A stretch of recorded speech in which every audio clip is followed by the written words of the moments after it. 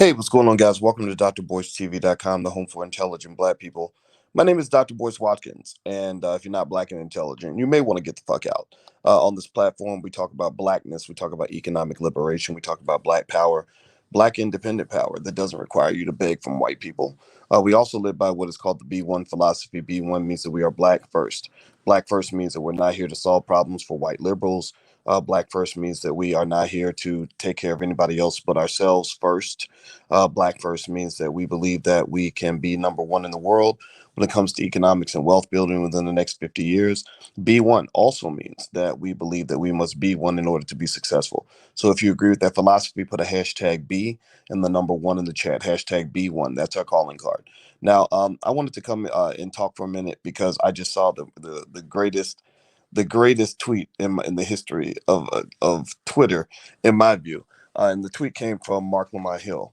And I thought that it would be fun to kind of talk about it for a second because here's the deal. Despite how Marc Lamont Hill may feel about me, I don't hate the guy. I don't dislike him. We go way back. I've known the guy since probably 2006, 2007. And I don't have an issue with him, but apparently he has an issue with me. Oh man, woo, buddy, he he unleashed a tweet that really let me know that he's in his feelings right now, and I kind of wanted to address some of that and really kind of give like some tips and thoughts in terms of what what he's kind of up to. Let's see here. Here's what um the Good Life says. Yo, Doc, any idiot that tells you to stick to finance, tell them to stick to stocking shelves. Yeah, well, I don't tell them anything. I just tell them, that the same way you have a right to talk about politics while you're not stocking shelves, I have the right to talk about politics and blackness, when I'm not, doing finance. I'm not a finance professor who happens to be black. I'm a black man who happens to be a finance professor. So let me tell you guys, let me just read this tweet from Mark, which was really fascinating. It kind of came after his public undressing by Judge Joe Brown. I think that he's really feeling emotional about it. Judge Brown lit him up. I did a poll with you guys on my Twitter, and I asked you guys, I said, who won the debate between the two, Judge Joe Brown and Marc Lamont Hill? 88% of you, 88% of the B1 community anyway, said it was clearly Judge Joe Brown. I don't Give me a yes or no if you saw the debate between Mark and Judge Brown or not. It was really fascinating, and I'll tell you, it was really great to watch because it was nice to see a legal expert explain what's going on with the Bill Cosby situation. That it's not just about what you feel, and I think that showed. I think that Mark's sensitivity on the issue, his emotionality, is a reflection of the fact that there are two camps in the Cosby situation, in my view. At least two camps. One camp is the one that says, yeah, he might have done stuff, but you haven't proven it. And you can't lock a man up based on how you feel. You can't lock him up because you believe that he did things. You have to prove things. And then there's the other camp that says, look at all the women, look at all the accusers. The numbers themselves say that he probably did something wrong. And I get that, but the problem with that argument is that people can orchestrate and gather big numbers of people. It's not hard to get big numbers of people that can make a false accusation if there's no standard for evaluating the accusation, no standard for evaluating the credibility of the accusers, right? And with Cosby, I don't know, give me a yes or no, how many of you have ever seen anybody publicly, on national media, do an in-depth analysis of all the women that accuse Cosby, like looked at all their backgrounds, looked at all their motivations? Do they have any incentive to lie? Have they lied before? Are they drug addicts? If they're drug addicts, it's hard for a drug addict to say somebody drugged me, right? Because drug addicts usually drug themselves. I don't know. Give me a yes or no. Have you seen anything that has really scrutinized the accusations? And the reason that that's important is because you're talking about a man's life. You're talking about sending a man to die in prison. So it would seem to me that it would make sense to kind of carefully go through that. I don't know. But anyway, so here's the interesting thing with Mark that I thought was fascinating. So Mark, let me read Mark's tweet. I think it's important to read it. I want to read. I'd like to respond to some of it. He says this. I guess he got really angry about about that tweet. And basically, here's what I said. I said watching Joe Brown debate Marc Lamont Hill is kind of like watching Sha'Carri Richardson race Lizzo. And some people got mad at me for it, but I don't care. I think, and I'm not really mad at Lizzo. I'm more so mad at her, the white people that pay her money to promote obesity as body positivity. I'm mad at the white people who pay her money to, and the black people, if her bosses are black, that pay her money to promote this idea that the black woman is nothing more than a Tatiana, that she's nothing more than a torculator. She ain't nothing but a big sloppy hoe. Whatever. I don't like any of that. And also, remember, during the pandemic, everybody was running around screaming and crying about how black people were dying first. Anybody remember that? Give me a yes or no if you remember that. When during the pandemic, everybody's like, "Oh, black people are dying. Black people are dying." Well, what was the number one reason people died during the pandemic? Well, it was pre-existing conditions. Tell me if you follow what I'm saying. Tell me if you get what I'm saying. I don't want to talk over anybody's head, but pre-existing conditions was the number one reason that black people were dying. So if black people are dying from pre-existing conditions, but you are promoting obesity and promoting pre-existing conditions that lead to black people dying, that's not a good thing, right? Because remember, a lot of these same people are same ones. The first ones were around saying Black Lives Matter. They're the first ones to say Black Lives Matter. But then they'll go and they'll promote obesity as body positivity, and then black people start dying. So if Black Lives Matter, why are you trying to kill black people? I don't know if y'all get what I'm saying. Maybe I'm the only crazy motherfucker out here who has some goddamn common sense. I have no idea. Maybe I'm the only person that's like trying to really make sense out of this and really trying to solve a problem instead of pretending like we solve a problem. Maybe I'm the only person who's trying to look for substance over symbolism. I don't know, but I blame it on my daddy. My daddy and my mama raised me in a house with um this thing called common sense. It's very rare. I know it's as rare as platinum and gold, but common sense means that you don't do the thing that's going to kill you and then complain about why you keep getting killed, right? Like basketball, you don't keep doing the same thing that's causing you to lose every game by 30 points and then complain that you're getting beat every day and saying, we're playing really well and we keep getting beat. You're not playing well. You're throwing the ball in the other basket. You're pushing, you can't dribble, you can't shoot, you can't play defense, you're not practicing. But then you're wondering why you keep getting beat by 30 points every game. Well, black folks, y'all got to start practicing. Y'all got to start learning how to put the ball in your own basket. Stop putting the ball in the white man's basket and then wondering why the white man always has more points than you. Seriously, I mean, do you follow what I'm saying? Please, somebody tell me that you get what I'm saying. I hope you understand this. This is early in the morning, and I know Jeff Lightsey Jr. just went live on the channel, but I just thought it would just be an interesting conversation. You could hear it straight from the horse's mouth. Now, let me read what Mark wrote. He was really, really emotional in his tweet, and probably more emotional than I've ever seen in the 15 years I've known Mark.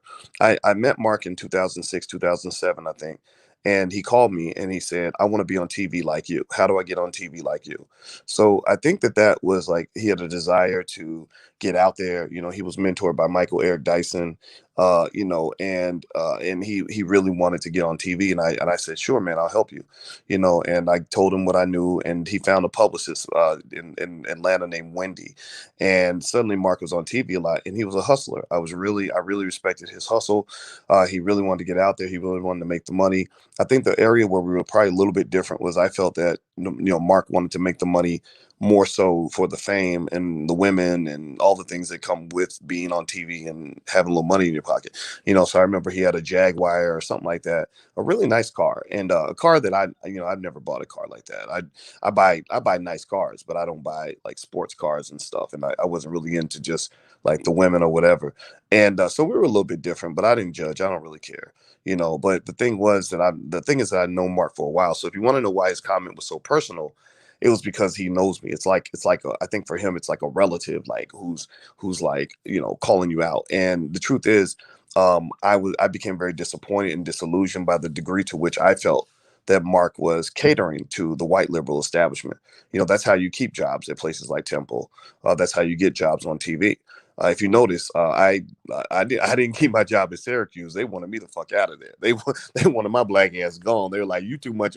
You being too black over in here. You got to get the hell up out of here." And even though I published more solo authored research papers than any faculty member in the history of Syracuse University, I did that. At least I've never seen another faculty member that published more solo authored papers than I did. And also, I was the first black person I think they'd hired in like 50 or 60 years. And in the finance department, and they never gave any of them tenure. I think eventually they did after I left, but not when I was there. And then also I was the only black man on earth actually to get a PhD in finance during the year 2002. And I share all these things not because I'm bragging. I share these things because, well, it was hard. It was really hard to do. And also, I think when people say, oh, you're just a regular guy on the internet running your mouth, or you're not very good at what you do, I just beg to differ. My dissertation's out there. It's public. People can go read it. It was from the Ohio State University. My chairman was Professor Andrew Caroli, who I believe is a dean at Cornell. Those credentials are solid, right? And so anyway, so Mark makes this interesting comment that I thought was really fascinating. He says, my brother, you are a failed academic.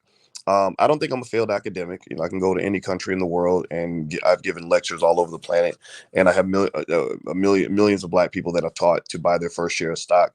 So I don't consider that to be a failure. Now, I think in the eyes of white people, maybe I would be, because one of the things about black liberation that I strongly believe is that I'm a little suspicious of any black person who is completely loved by white people, by the white establishment, white liberal, white conservative. It doesn't matter. So if you're a flunky for Trump and the Trump administration loves the hell out of you, well, that makes me suspicious of you. That makes me wonder, are you B1 or are you T1, right? Are you black first or are you Trump first, right? If you are a favored son of the white liberal establishment, like Mark is, Mark has made probably millions of dollars from white liberals paying him to go give speeches in different cities and things like that. Temple University, I'm sure, has paid him a couple $1 million by now, etc. My thing is, like, can you really be B1 and be in that space? Like, can you really put blackness as your top priority and the elevation of the black community as your top priority when you have to tickle the balls of a white man in order for you to keep your job? In order for white folks, in order for you to pay your bills, you need things from white folks. So I would say that term failed academic, I just disagree with that. I'm not even bothered by a comment like that because I just know it's not true. I mean, when I was at Syracuse, or even when I was in my PhD program, I was one of the top students and all this other stuff. And my PhD is very, very real. I'm not Umar Johnson. No, I'm not the guy pretending to have a doctorate. My PhD is very real. Go read my dissertation if you don't believe me. There's no expose here. So that's one of the things that I would say is something that we have to think about, is when a black man says you're a failed whatever, right? What does that mean exactly? Like, does it mean that I haven't been able to independently sell, tens of thousands of books around the world? Does it? No. Does it mean that I can't go places and have a massive crowd that wants to hear me speak? No. Does it not mean that my academic message hasn't been heard all around the planet? No. What it means is that white people don't like me, and isn't that the goal? Like, isn't that the goal? Like, I mean, at some point, not to just get them to dislike you, but understand, like, they support a system of white supremacy.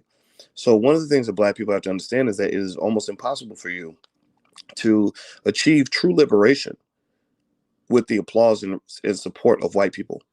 White people are not going to cheer for you when you really start doing the serious work. If they're cheering for you too much, that means you're probably doing something wrong. It's like a basketball game. If the other team is happy every time you touch the ball, then that means you're probably not a very good player.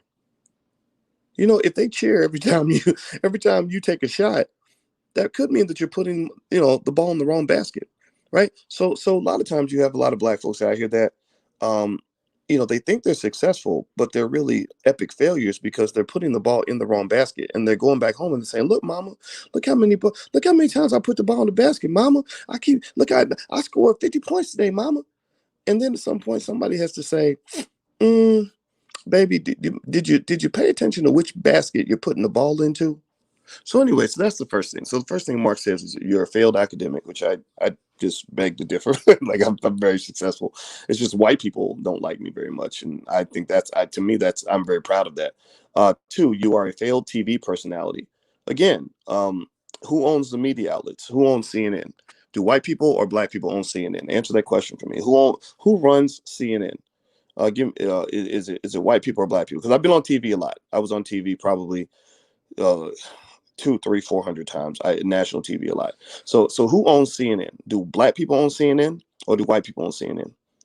Who owns Fox News? Marc used to work for Fox News. He was highly employed by the same people that employed Bill O'Reilly and Sean Hannity and all that, and that loved Donald Trump. They paid him money. They paid him probably $1 million. I remember Marc they used to pick him up in limos. You know, these butter biscuits were the butter biscuits were warm, soft, and delicious. They were the meritorious manumission. That's what Dr. Claude Anderson calls it in Powernomics, when white folks pay you to do their dirty work. The butter biscuits were warm and toasty. You know, they picked him up in limos. They would bring him to the studio. They would pay him, I think, $500 or $600. This was back when we were friends and talking more. In fact, actually, I don't consider him to be an enemy, but I mean, I think that when you make a false statement like that, something that's really borderline libelous, you know, like you people get sued for saying things like that are just not true.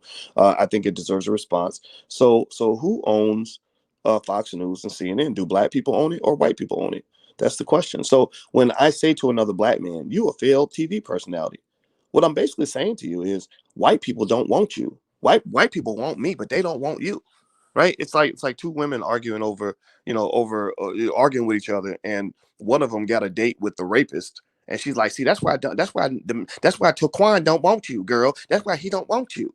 Well, maybe you don't want Taquan to want you because Taquan is not a good person, right? Taquan is not exactly a good catch. But when your self esteem is low, when you need that white validation in order to feel like you've accomplished something, then you go and you brag about how white people love you that much. So when Marc says I'm a failed TV personality, I don't even know what that means exactly. I'm like, what are you talking about, bro? I was on TV just like you. I just walked away from that shit. And also at the same time, CNN actually and this is actually, I'm proud of this. CNN actually banned me because I was too black. They banned me, and back in 2008, back when Obama was running, they literally kicked me off the air because I was getting a little too honest with them, too real with them. So no, it's like, what are you talking about? A failed academic and a failed TV personality. So basically, you're saying I'm not successful at getting white people to like me. That's not failure, man. That is called success.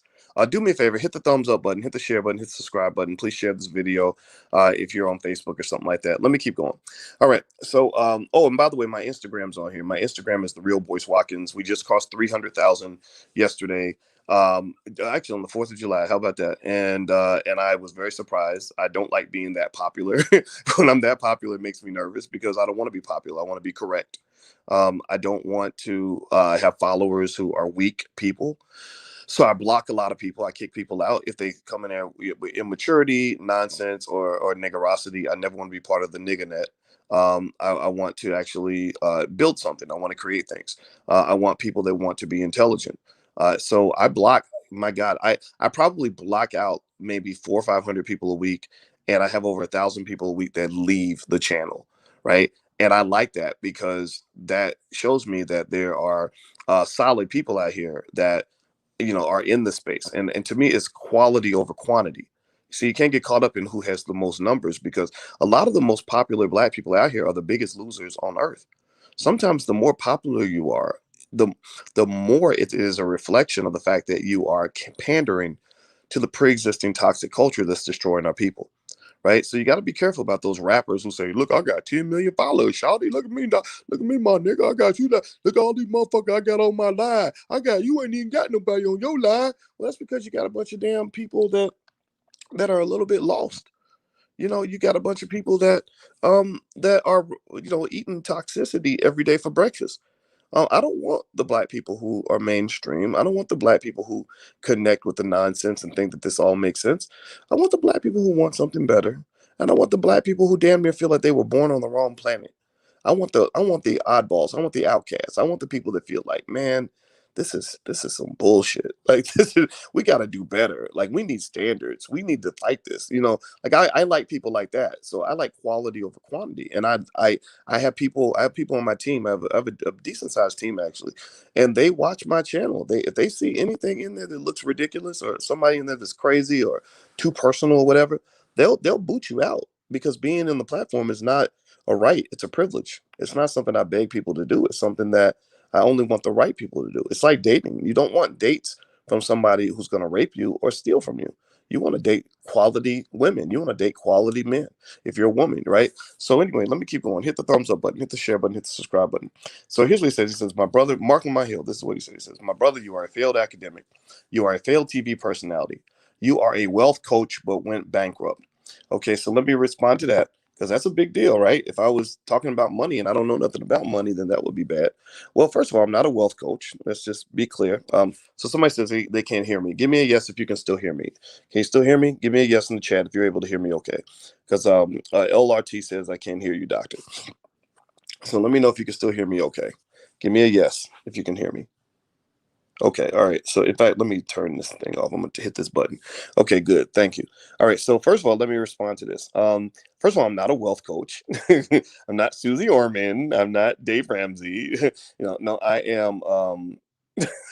I am a finance professor. I'm a finance PhD. That means that I am a financial scholar and academic. And the reason I approach financial topics in a way that's very almost odd is because I have studied financial theory at the very, very highest levels in terms of understanding what money is, where it comes from, who has the money, and why. Right? I've analyzed the racial wealth gap in a microscopic way to the point where I fully know that any of you who've done basic things, even 1/10, 1/5 of what I've talked to you guys about, maybe 1/20th of what I talked to you guys about, you're going to have an average wealth level that will exceed the average white person within the next 50 years. Like that's just a fact. Like this is what I know. This is what I do. This is what I eat, sleep, and breathe. I understand this stuff very, very well. Now, so for Mark to say you're a wealth coach, I think what did he say? Wait, let me read this. He said you are a wealth coach but went bankrupt. So I'm not a wealth coach. I'm a financial scholar. Like let's make that clear.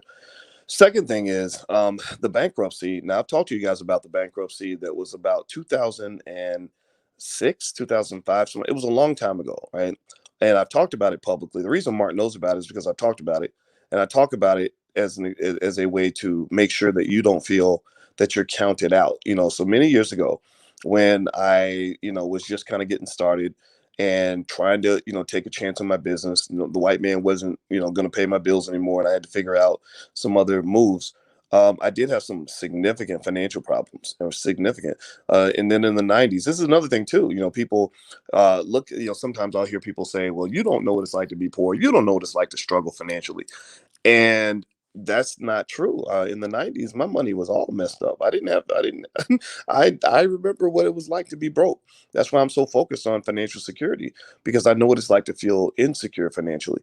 So I've talked about these financial problems a lot to let you know that no matter what your situation is or where you are, you can improve that. You can actually, get wherever you want to get to by getting the education that you need and forming the habits that you need. So at that time, when I was much, much younger, I would say I definitely took chances, and I also didn't practice everything that I learned in school, because to me, wealth building and investing and all that, it was something I saw in a book. It wasn't something that I culturally that I did in my own family. That our family didn't do those things growing up. So sometimes you might know what to do, but you don't actually apply it to your own life. And that's why I talked to you guys about called the culture of wealth. The culture is extremely important. So yeah, so failed wealth coach who went bankrupt. Yeah, when I was much, much, much younger, when I was many, many years ago, yeah, I did go through that. And I could make jokes about, I remember Mark calling me and telling me that he couldn't hardly pay his child support because he was trying to get his business off the ground. So join the club, bro. I mean, come on. That was a silly comment. So let's see. He said you made the worst rap song ever. Okay, that was very surprising. I want to ask you guys this. First of all, I did do a rap song 15, like almost 2 decades ago. This is almost 2 days. Like this was surprise. I was like, whoa, that's all you got on me is that I made the worst rap song ever. That's all you got. That's all you got. That's your smoking gun. Like that's the big kahuna that's gonna take me down. That I made the worst rap song ever. So first of all, I want to ask you guys this question: Am I a rapper? Give me a yes or no. Like do I give you the impression that I'm a rapper? But like, is it at any point have I ever hung my hat on the quality of my flows? I can rap a little bit. You want to hear me rap? Here we go. I'm gonna rap. a Ti song. Y'all ready? Yeah, y'all ready? Let me know if you can hear me. If you want to hear me rap, here we go. I'm gonna rap a Ti song because I'm the greatest armchair rapper in history. I'm like the best rapper on earth in the shower. And so, cause I got rapper friends, Willie D, Ice Cube, a lot of these guys that I just love their music. Sugar T, E40 sister was on the platform the other day. So let me rap. Here we go. Here we go. Ready? Here we go. I'm gonna rap for a minute. All right. Repping for the hell of it, hella rich. Never have to sell a brick again. Must I tell a bitch again? The bullshit I'm addressing, check. I'm on some next level shit. Never been fucked in the game. I'm celibate. Rarely out my element. Barely out the ghetto with. One for that and one for the intelligent as fellas get. Listen, let's settle this. Be clear. I can fall back 7 years. Still, it ain't no one ahead of me. Consider it a blessing if you get to stand next to me. 5-star general, OG veteran, cake like anime, blowing that celery, stack that cash like the U.S. Treasury. Every single thing I ever did was done heavily. Rap until you're 70, still ain't no catching me. Put it on my pops, Big Phil and Beverly. Be standing on the top still after they bury me. Nose in the air, so stuck up, arrogant. Ain't got long hot songs, best cherish it. Cause when I drop mine, it's over. Finito, paying for your foul like a free throw. Bow. Now, how did a nigga think that he could see me other than the magazine covers of your TV? No, I sold more mixtapes than your CD. You waiting on your big break, praying you could be me. Ain't even made it far as DC on the low. I've been all around the globe like a god how they treat me. Okay, there's more. I can't keep going because it gets a little graphic. So anyway, that's it. Bark says, "Okay, I'm out." I'm not a good rapper. That was just me having fun. Okay, so don't think so.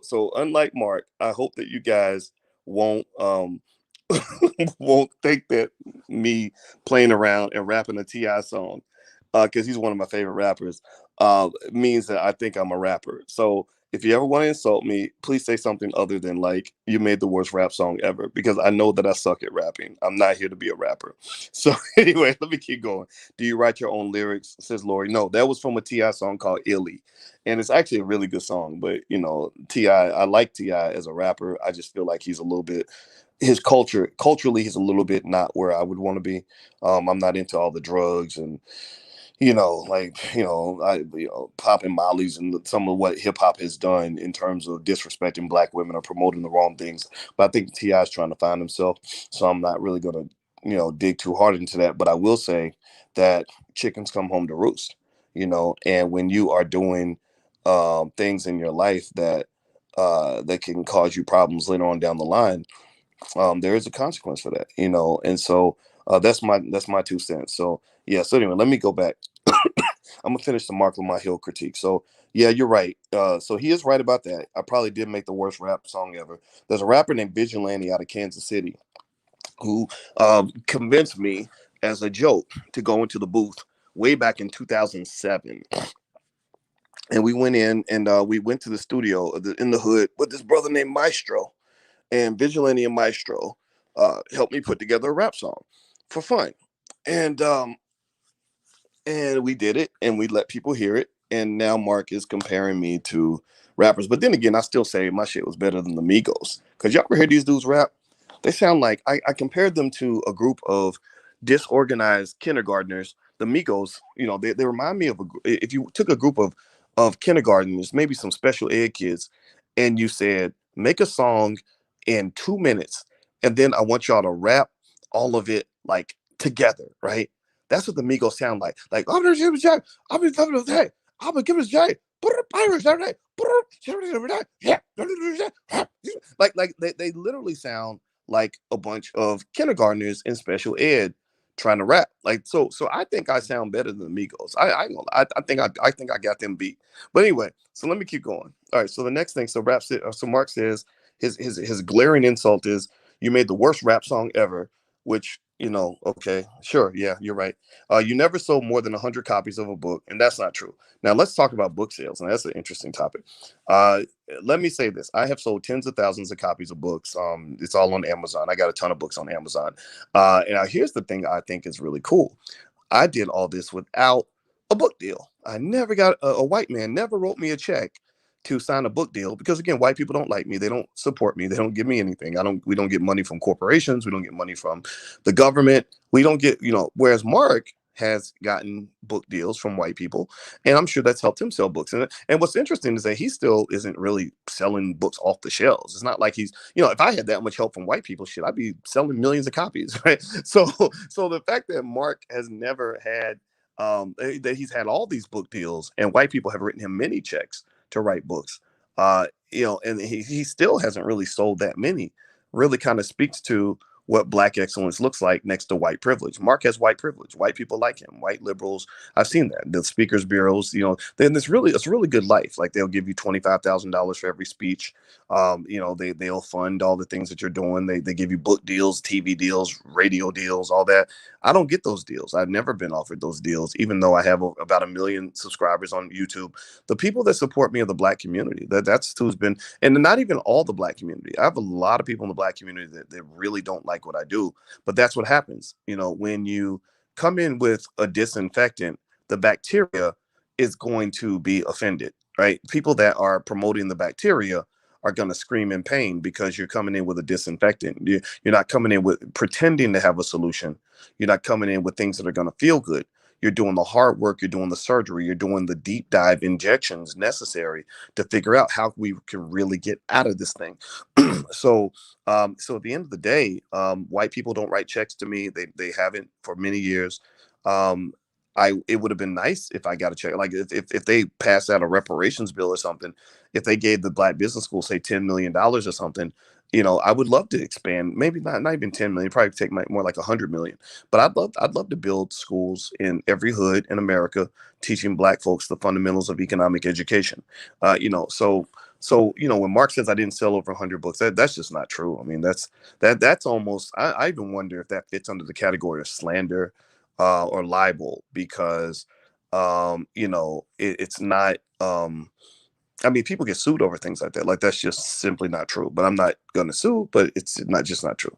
Whereas again, Mark's gotten several book deals, so he should have sold millions of copies of books by now. But I don't think he sold that many copies. And he says you're terrible at everything. Well, that's not true. I mean, who can be terrible at everything, right? You're just mad because you're terrible at debating Judge Joe Brown, and you shouldn't have debated Judge Joe Brown, especially when you didn't have truth on your side.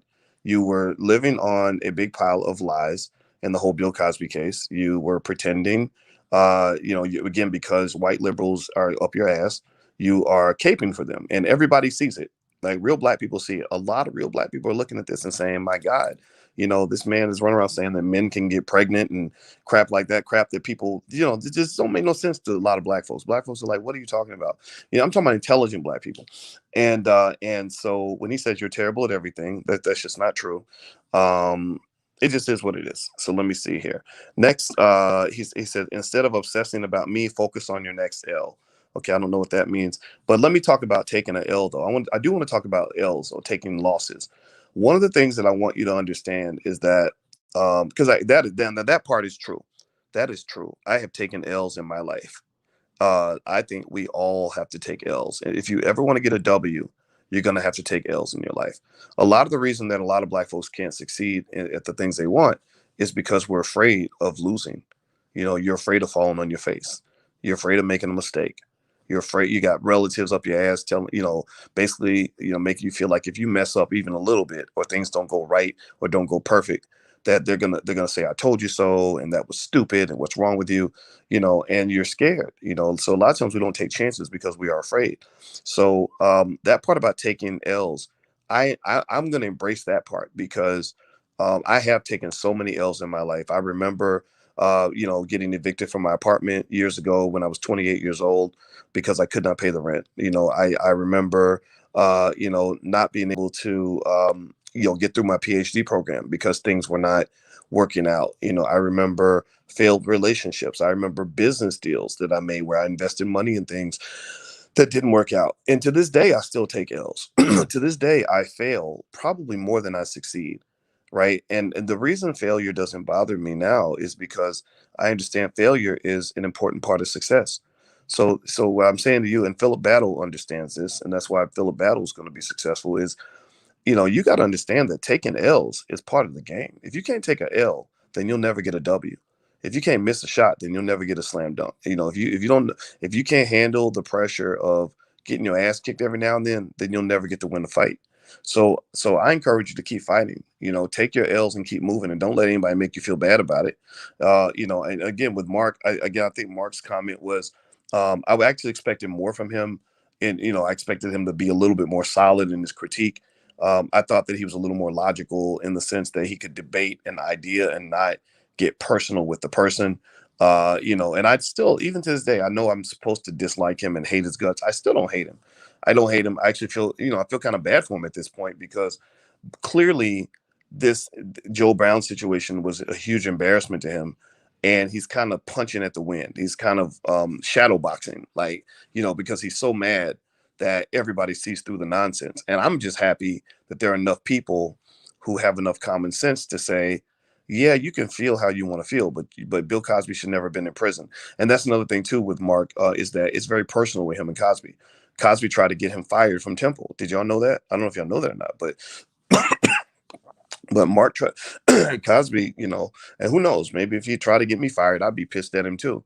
I remember Mark. You remember we used to be pretty good friends back in the day, and so I remember him calling and complaining to me that him and Michael Air Dyson, I guess him trying to get attention or whatever on the radio. They were trying to get Cosby debate. Cosby was on the air, and they were trying to get Cosby to debate Mark, and Cosby wouldn't talk to him, and that really upset him too. That made him feel insulted. So I'll just say this, uh, you know, at the end of the day, I thought the comment was a joke, but I thought it would be worth addressing only because I think it's just important to make sure truth gets out there. And honestly, when you're doing things right and you're doing things honestly, you don't have anything to hide. Like, one of the things I've always said to any critic I've ever had on the internet, and you could take this to the bank, is any smoking gun you think you have, anything you have where you think you've exposed me, because that's what they do. Anytime a black person is not failing, they're Negro naysayers. The Negro naysayers are the people who have a problem for every solution. The Negro naysayers find anything positive in the black community and they seek to destroy it. The Negro naysayers are the people who think that independent black strength must be fraudulent. They believe that anything independent, black, and strong must be fraudulent. It must be misleading, because, my God, how could I be an ethical person? Because I have no support from white people. How can a black man with no support from white people be able to ethically build something that has employed dozens of black people and put millions of dollars into the black community? I have receipts on all of this. Mark and I have by the way, we have the same assistant. I'm not gonna say her name, but the assistant that used to work for me, I think she one of her team members works for Mark or something. So we got receipts on this. We have put millions of dollars into the black community, and we did it. And I could show you. I have never gotten a TV. Unlike Mark, I never got a TV deal from white people. I never got them radio deals and movie deals. I never got invited to the Grammys or the Oscars or the BET Awards. I never will, because I went straight forward at BET and said, you are a white-owned company that is harming black people. How dare you? Right. So what I would want to say is that sometimes when the Negro naysayers are attacking things that are black, and again, some of them are agents, to be honest with you. I don't know if I wouldn't say Mark's an agent. I don't put him in that category, but some of them are agents. I mean, let's just be clear. So when the Negro naysayers are attacking anything that is strong, authentic, and black, it's one of those things where their goal isn't to destroy it per se. Their goal is to create doubt. Their goal is to get you to think, well, God, a black person really can't have that much success without the help from white people, because again, we're all trained to be white supremacists from birth. So this Negro must be doing something wrong, right? And the interesting thing about that is that when that happens, I actually embrace those kinds of things. Every critic I've ever had, that's ever come out and said, "Oh, this I know this thing about Boyce and that thing about Boyce." I've always said to them, "Well, then bring me in and ask me publicly about anything you want to ask me about. Every single thing." When Kwame Brown was saying this and that and the other, or saying things about my marriage, which he knows nothing about. I never met the man. Kwame, unfortunately, is upset because Michael Jordan used to bully him for 20 years. So now he's, I guess, become the bully, right? That's kind of what happens. You get bullied and then you become the bully. That's what happened to Michael Jordan. He used to get bullied, so he became the bully, right? So ultimately, people talk about things they don't know anything about. And that's what it is. The Negro naysayer will speak a whole lot about things where they don't have all the facts. And I've actually told them all. I've said, look, light is the best way to disinfect a virus.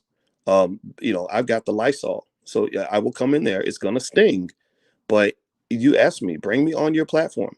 Ask me any question you have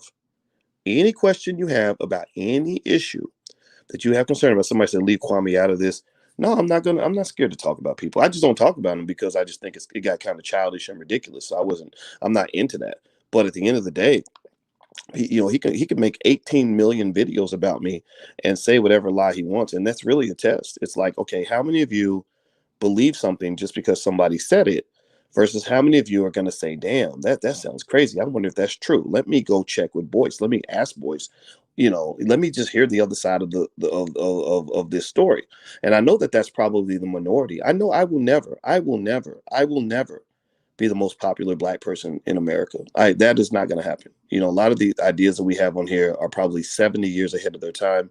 And that's what it is, right? So I always know that the majority of people are going to go along with the okie doke. They're in that go along, get along gang. Kwame talks about the go along, get along gang. To me, the go along, get along gang are the people that stick with the status quo. They just kind of do whatever somebody tells them to say, and they just believe, like this person, like Kevin Dixon says, he writes the word simp, right? Now, the reason that word simp is interesting is because I see it a lot. I see it a lot because Kevin is not an independent thinker. He's just repeating what somebody said. So either he heard it from Kevin Samuels, who said, if you marry a black woman with children, that you're a simp, or he heard it from Kwame, who created this really weird myth that somehow my wife is in love with Willie D, which we thought was hilarious. And Willie got pissed off. Willie was blocking people off his page for saying that nonsense, right? But me and Willie are solid, so I'm not offended by that. I just find it fascinating. So this tells me that you shouldn't be in this platform. So everybody say goodbye to Kevin, because Kevin, you're about to be blocked for life. You can't come back. And the reason that I blocked Kevin is not because I'm offended by what he said. It's because he's not qualified to be here. Not everybody needs to be in this space. I only want the top 10 to 15% of black people who really are interested in trying to be capable of being logical thinkers. I only want that 10 to 15% of black people who truly are willing to pay the price necessary to build the community. I want that 10% of 10 to 15% of black people who are really going to be soldiers for their children and really get off the grid and really engage in the kinds of behavior necessary for us to be successful. And that's why I was very surprised when I got 300,000 Instagram followers. That actually said to me that I might be doing something wrong, because I'm not trying to be popular. I want to be unpopular, because the only way you're going to have real progress in this community that has consistently failed for 400 years is if you start doing the hard work. Some of y'all are so caught up in being liked by other people that you don't have the ability to actually solve a damn problem. You don't have the ability to create progress. Half these fools that run their mouth ain't never employed a black person. They don't even know what it means to employ a black person. I've employed dozens of I've helped dozens and dozens of black people pay their bills. I put over $1 million, well over $1 million into the black community. Can they say that? No, you can't say that if you're just an employee. People like Marc Lamont Hill, they're high paid employees. If white people abandon Marc, if white liberals abandon Marc would not know how to survive. He would literally be on the street, giving blowjobs for money. Like this man would not have the ability to do anything. He's with that Black News Network now. Again, another job. People like that only know how to seek jobs. And I'm saying to you, I want black people who want their children to become captains of industry. I want black folks that want their children to know how to create a job. I want black folks who want to create children that know how to build independent wealth and power. Because the only way you can compete with this white man is if you get your own shit. If you can't do that, then you'll always be begging. You'll always be begging. Now, let's see. I'm going to answer some of your questions. I'm going to answer them directly. Let me see. Rashad says, I've never heard either of them say that. What the word simp? Oh, the word simp is pretty much out there. That's like the go-to word for people who don't know how to think, or who hate black women, apparently. I think that's really weird. That, in every other community, when men get married, people are happy about it. But there's like a segment of the black male population that really thinks marriage and loving a black woman is simping. And I think that's such a dangerous idea, because you need your women. You can't build anything without your women. You wouldn't exist without a woman. Your children wouldn't exist without a woman. So, you got to watch your mouth when you talk about your women. When you talk about the queen mothers of our community who give us life, be respectful, man. You ain't got to run around with any old raggedy hoe that runs up on you. Don't get me wrong. I'm not trying to say you should go out here and trick away your money to weak pathetic women. That's why we talk about the Lizzos. And I'm not saying Lizzo is in that category. I'm not dissing Lizzo. People who understand my critique on Lizzo know that I'm not really talking about Lizzo. I'm talking about the people that pay Lizzo. I'm talking about the people that pay Black people to promote death through obesity and heart disease, and then somehow think that you're being cool and hip. That's why I tell you, be careful about trying to be cool and hip. Lizzo, the reason that Lizzo got so much of support when I said what I said was because she's popular. Black death is popular. Niggatry is very popular. Ignorance is very popular. And here's where I probably put myself in a weird spot, but I'm strong enough to handle this. Is that on one hand, when I say love the Black woman, people say, I hear Black women that say, oh, he loves Black women, that's so great, so then they like me. But then when I say something about the fact that I have an issue with Lizzo being paid to promote obesity and death in the Black community, particularly when we're dying from obesity and death during the pandemic, then those same people will say, oh, well, I thought you supported Black women. Yeah, but I support Black women. That don't mean I'm gonna be okay with every single fucking stupid thing a Black woman does. No, I think it's okay to check somebody and say that's not cool. So when you talk about a Lizzo, it's a nuanced argument. It's something that only certain people are gonna get. That's why I told you I don't want everybody following me. I really think if you just can't stand it, it's okay. Go be somewhere else. I'm building with the grown-ups in the room. And so the Lizzo argument is very nuanced. It says, look, you're very talented, you're very capable. I wish you could go up. My woman has a PhD. She plays the flute just like Lizzo. But you will never see her playing the flute while she's twerking, because that's the goddamn minstrel show. You will never see my woman playing the flute and promoting obesity as body positivity. When I was obese, my wife said, I love you, but we got to do something about getting you in shape because that's going to be detrimental to your health. She did not feed me death because it's popular. She fed me life, which is unpopular. And I was pissed off. I didn't like it. I said, what are you talking about? I'm fine. And she said, no, you need to go out here and exercise with me or you're going to die. That's what people do when they love you. So look, just keep it 100 and clear. The critique about Lizzo, the only reason people are mad about it is because y'all think anybody that white people put on TV is a good person. The reason that you're mad about the Lizzo thing is because every time white folks get behind something, y'all think it must be great. The reason Mark Lamont Hill says you're a failed academic and you're a failed TV personality is because if white people had embraced me and put me on the goddamn BET Awards, he would be thinking, well, you're successful. Why? Because white people decided to pay me money? That's your measure of success? Well, no wonder you ain't getting nothing done. No wonder you literally are you're literally giving the other team 30 points a game and thinking that you're the highest scorer in the league. But you're putting the ball in the wrong basket. White people loving you cannot ever be a sign of Black success. It does not invalidate you entirely, but it is not a measuring stick of Black excellence. Do you at least try to understand what I'm saying? Please, somebody say something. Sometimes I feel like a voice in the woods. Sometimes I feel like I'm in the Twilight Zone because I'm saying things that make perfect sense to me, but there's so many people that are like, "Why are you hating? You just be hating." I'm like, bro, you're 45 years old. Why are you talking like that? Can we try to talk like men? Can we talk about strategy? And by the way, I'm gonna tell you, I love my military folks because I got a lot of Black people that are veterans. Shout out to all the veterans. Thank you for your service that follow me. And I couldn't understand why so many veterans follow me. And I met a group of people in San Diego.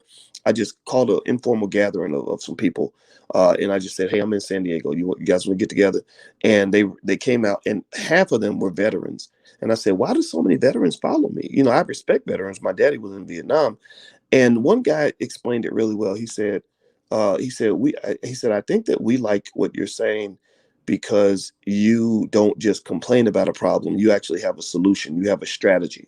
You have a mission. And we understand what that means. We understand what it means to fight. And I got that. So I really kind of want Black people who understand strategy. I want Black people who understand what the mission is. I want Black folks that ain't scared to fight. white people not loving you anymore is not the end of your world. Like, it's not. Like, I know that they make you think it is. Like, you're an actor, you're like, oh my God, they're going to blackball me. Or when we're in academia, I would get warnings from people like, hey, if you keep talking like that, you're gonna get blacklisted from academia. They talk about it almost like you can't survive without white people. Like why do you? That's why so many of y'all are white supremacists. You become white supremacists because they teach you that white people are like your oxygen. Like, you need oxygen in order to survive. How in the world can you build a business without support from white people? I used to hear black people say that. I swear to God, I would hear black people say, well, you're limiting yourself if you only serve black people. Why? White people don't say that about us. Well, you got to go get into the white school. Like, we celebrate that. We celebrate like black people who get into white universities. But white people ain't never celebrated a white person getting into a black school. They are not banging the door down trying to get into your schools, but you banging the door down trying to get into theirs. You're part of you're like, well, I'm the first black person in my family to go to Yale. Well, Yale don't care nothing about your black ass. I mean, if you want to go to Yale and learn from the people. Like, you can learn from white folks. Don't get me wrong; they know a lot of stuff. They know how to bungee jump and launch rockets to Mars and whatever, right? But I mean, like, don't act like you somehow are in a better position because you're closer to them, right? So when you talk about a Mark Lamont Hill, I think that those signs of false validation, this idea that says because I'm employed by Temple, I'm doing better than other black people. No, you're just employed by Temple, which means you might be doing worse. It means I can say and do things you probably can't say and do because Temple can bitch slap you and punish you financially for not doing what they ask you to do. Or because I'm on TV, I'm more successful than other black people. No, actually, that actually puts you in a deeper constraint. If you say something they don't like, and Mark learned this. Mark got fired from Fox News because he said something they didn't like. You don't have freedom of speech if you're dependent on other people to take care of you. Or I'm more successful than other black people because Simon and Schuster signed me to a book deal, or whoever the publisher is. No, that actually puts you in a deeper constraint because if you get out of line or you become unpopular, then they will drop you, right? And I learned these things. I learned these things back in the day when I would listen to even rappers like E40 who talked about how he would never be fired. He could never lose his job because he signs himself to a record deal every year. I said, I like that. I like the idea of signing myself. And here's what that does for me. It means that cancel culture does not affect me. I have the vaccine. I'm immune from cancel culture. You can't cancel me. What the fuck you gonna cancel me? The only person that can cancel me is God. Right? That's it. God is the only one who can cancel me. You can say all day, well, I don't like Boyce. Boyce is this, Boyce is that. Do you really think I care? Do you really think I care? And I told you guys, I eliminate people every day. I block people from my Instagram and Twitter all the time who are not solid people. I don't want to be followed by people who are not solid. So the people that follow me, that really ride with me, and I see y'all, by the way, and I love all of you. I appreciate y'all very, very much. When I go around the world and I see solid brothers and solid sisters that really get it, oh, these people don't shake easily. They don't get all fragile just because white people think something's unpopular. They don't get nervous. These are soldiers. These are people that there are people that will take bullets for me, and I appreciate them for that. So what are you talking about? We're gonna cancel you. What are you canceling me from? Are you telling me that the white folks won't like me anymore? Well, that's been over. That was over a decade ago, in 2009. Are you saying that that the black liberals won't support me anymore? Well, shit, I've been offending them motherfuckers since 2006. Seriously, some of that stuff they speak is stupid. I'm sorry. So that extreme anti-black male feminism, that extreme feminism, they get very offended when I walk into the room. Some of that bitchy black maleness, those wimpy men who hate black women, they get offended. They up in their feelings. They just mad because they never had a daddy. That's why they think being a stepdaddy means you're a simp, because they never had a man take time to be with them. I had a father that loved the shit out of me who didn't have to do it because he wasn't my biological father. That's what shaped me. That's what molded me. My brother and I both. My brother Ryan, who I just actually met him for the first time like 2 weeks ago, literally, because our father was kind of honestly a weak man, and he didn't keep the family together like he should have. But anyway, he's done the same thing. Like, we believe that children that need love and protection, that's my child. If I see your child on the street and your child needs food, I'm gonna give your child some food. If your child needs a couple dollars, I'm gonna give him a couple dollars. If your child needs some positive words to boost their self-esteem and help them get through a tough situation, I'm that guy. I will be there for that child as if that child were my own. I might be your child's dad. I might be that kid's daddy for 10 minutes. But for that 10 minutes, I'm going to ride or die for that child because I understand that building the Black community means loving the children. You have to take care of the children. So when you have these little weak ass guys that are like, oh man, these women out here that got babies, they ain't, you shouldn't be dating on these women that got babies. I just think that's weird because they act like these women made the babies by themselves. They ain't got nothing to say about the daddies that are just spreading their seed everywhere, just make spread, just splattering babies all over the United States, and they ain't taking care of none of them. They ain't got nothing to say about that. But they'll talk all day about that single mother who is doing everything that she can do to take care of that child. So I get a lot of people that are not happy with my message. And the reason they are responsive in many cases, though, is because they know deep down, I believe they know that I'm right. They know that there's some element of truth to what I'm saying. That's why they get so pissed off. That's why Mark Lamont Hill got so sensitive. It's because he knows deep down, like, I mean, you were wrong on Cosby. And Judge Joe Brown explained why you were wrong, and he did it in front of a million people. They probably should never have done that interview. Like, if you're going to sit over there and be wrong, be wrong. Go, bring on some white liberals who are going to co-sign on your bullshit, right? But to your credit, you brought in a guy who was going to spray disinfectant on the bacteria in your brain, and it stings, right? Because all the germs are being killed, and you couldn't take it, so that's why you're reacting this way. So anyway, let me read some of your questions. Let me see here. Bernard says Kevin Samuels does say black men shouldn't be with black women. Yeah, I think I don't. I don't. I'm not gonna say. I'm not gonna diss Kevin, because Kevin did defend me one time. I didn't know he did a video about me, but he did defend me a couple years ago. But I will say that I don't agree. I love black women, and I'm not gonna sit here and be in denial and say that it's easy for black men and black women to be devoted to each other, because all of us have trauma. All of us have issues. Black women who stick to black men, y'all dealing with a whole bunch of bullshit that you shouldn't have to deal with. And I apologize for that. But also black men. I know a lot of black men who've tried to be loyal to black women who continue to be loyal, who have a lot of horrible stories to tell as well. It ain't just the women who are struggling, it's the men too. It's hard because we went through this slavery thing and this oppression thing together. And it literally, again, this is again yet another reason why I told you I like to only rock with the solid people in the community, is because you got to have strength to fight through that, because it's easy to just go to the easy side and just say, look, I'm just going to date a white woman because black women got too many daddy issues, because most of them didn't have a father growing up. That does make for a different kind of a relationship. I don't care what anybody says. So the weak men are going to say, well, I'm just going to date Becky and that's it, because of, I don't want to deal with some of the stuff I see with black women. But I never felt that way. I just said, well, if one black woman hurts me, I'm gonna find a better one. And that's what I did. So yeah. Anyway, let me see here. Tracy says the channel is not black owned. It's owned by Arabs that Mark is on. Really? I didn't know that. The Black News Channel. I'd like to look that up and see who actually owns the Black News Channel, because that is an interesting thing. Well, J.C. Watts was a black Republican who actually started the Black News Channel. Now, there's nothing wrong with being a black Republican, but I really kind of would love to understand what the network, is built on. Who made the network? Where did it come from? All this other stuff. By the way, do me a favor, guys, real quick. Take 1 second. Please hit the thumbs up button. Thumbs up, share, subscribe button if you haven't done it yet. And also, I do have an audio version of this podcast at the Dr. Boyce Breakdown. It's if you look on your Spotify or Apple and look up the Dr. Boyce Breakdown, you should find it that way, or you can go to the drboycebreakdown.com. That's the URL on the screen. So feel free to follow there. What did Lizzo do to you? Lizzo did nothing to me, Curtis. Lizzo is an example where I think that when you have white people paying a black person to promote obesity as body positivity, that actually probably kills more black people than the police ever could. There are probably more black people who died from there. Not probably, definitely. There's probably 100 times more black people that die every year from obesity and diabetes and heart disease than there are who die from police shootings.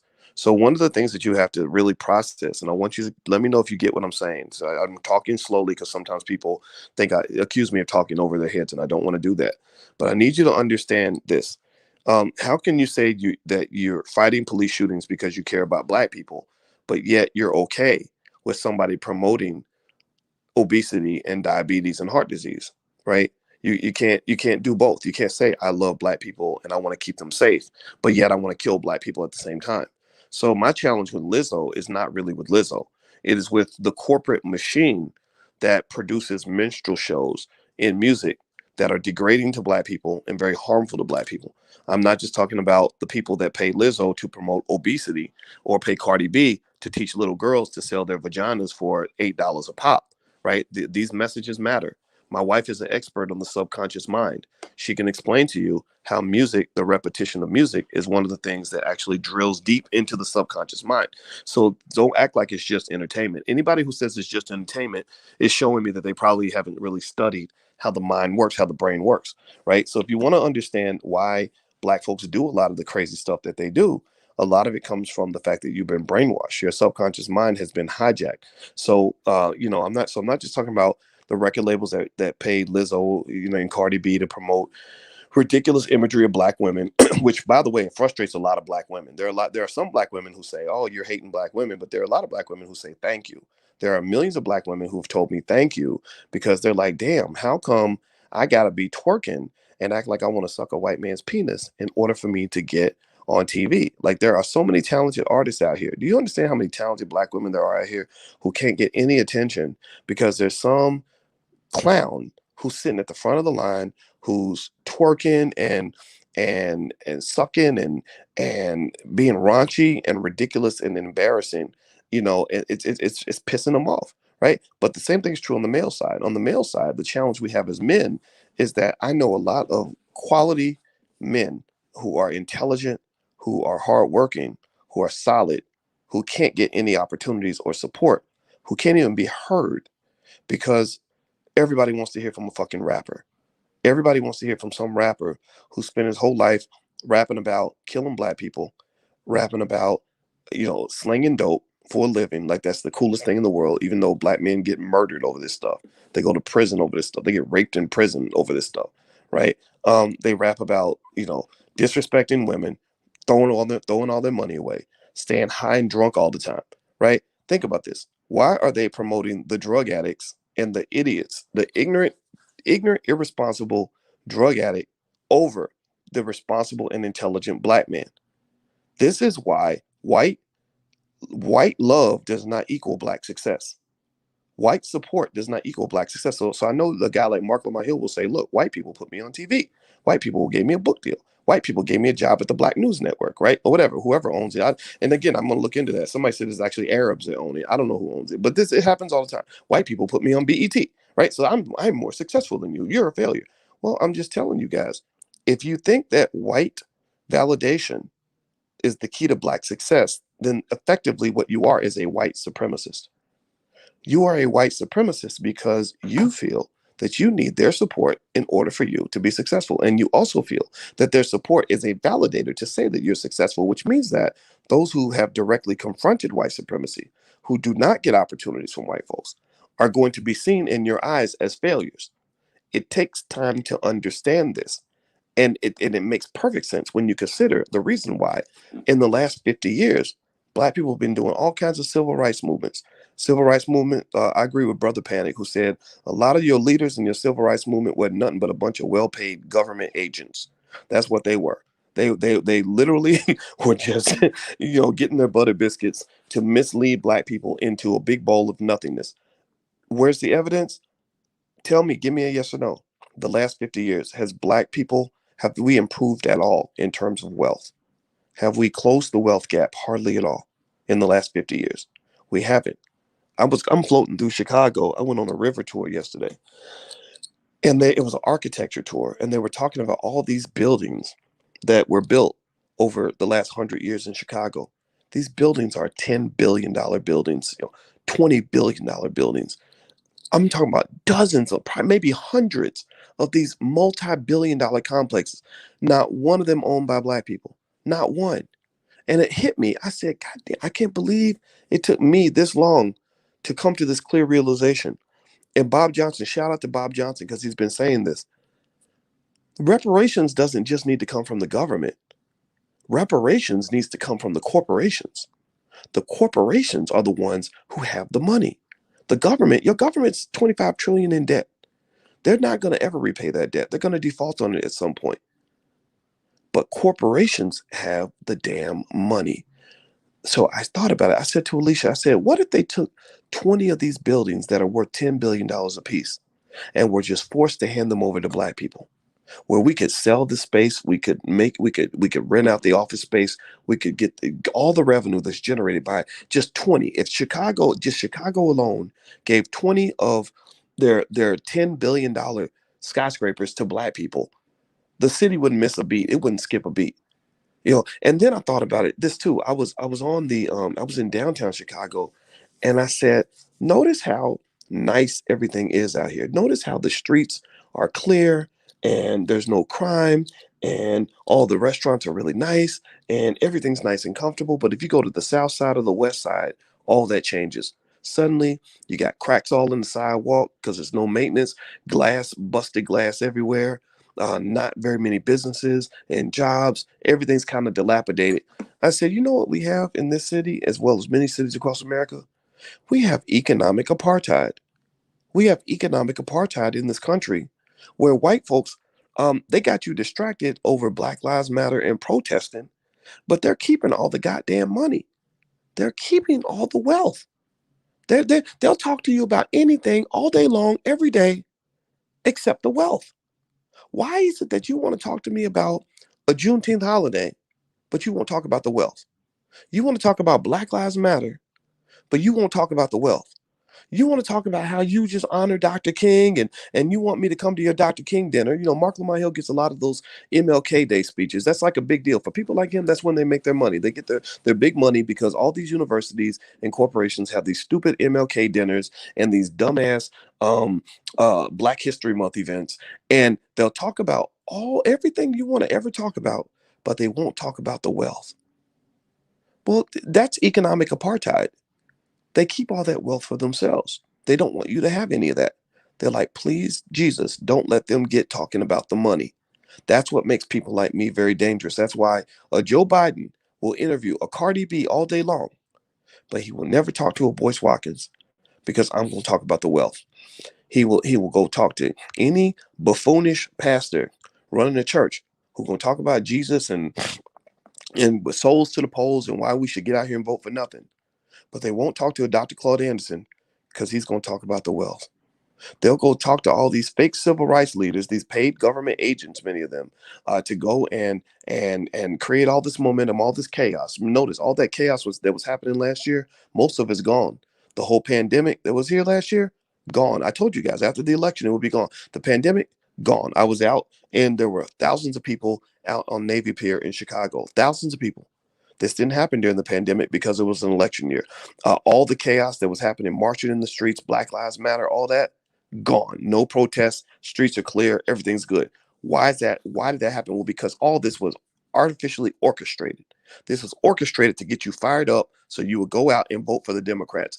And the reason that I do not desire on any level to be very popular within the masses of the Black community is because I don't believe the masses are prepared to understand that this is a damn game that they are playing with you, that they are manipulating you hook, line, and sinker. They got you out here voting for nothing and believing in the same bullshit that got you to where you are right now. They got you on like a hamster on a wheel, running fast but ain't going nowhere. You running so hard you tired, and you just all they tell you is that white supremacy is the reason, or yeah, it's because you're black that you're not moving anywhere. No, part of it's because you're just trained to not be that smart, to be honest with you. You're trained to fall for the same stupid pet tricks that they pull on you every single election. Anyway, let me keep going. Amanda Seals. Yeah, I agree with you, Brandon. Amanda Seals is an example. Amanda Seals, she got it was fear. It was black folks get triggered easily by fear. So basically, what they'll do is they'll get you so scared that you won't demand anything anymore. But so that's why Joe Biden refused to talk to even Ice Cube, because Ice Cube he'd been hearing from people like me and Dr. Claude Anderson and others who were saying, look, just focus on the money, focus on the money, focus on the money, focus on the money. Because he knows that if he talked to even Ice Cube would have been like, where's the money at? We want the money. We don't really need you to validate us. We want the money. So anyway, um, 2020 says, Doc, you're bringing the cultural revolution every time you speak. Yeah, well, I don't know if I'm that guy, honestly. I admit, I know that I can be a little bit harsh, and a little bit direct. And to be honest with you, it's because I feel a type of frustration sometimes that I'm talking to, uh, I'm talking to some people who just don't want to grow, who I'm talking almost like talking to a drug addict about not hitting the crack pipe. White supremacy is the ultimate crack pipe, and I'm tired of talking to drug addicts. I want to talk to if I talk to an addict, I want to talk to an addict who wants to go clean. I will send your ass through detox, but I will not sit there in the crack house with you and start smoking, because then I'll be smoking the damn crack, right? And some of these folks out here, they high on the pipe, and they got more crack than everybody else, and they brag about it. Like they think that that makes them successful because they have more crack than everybody else.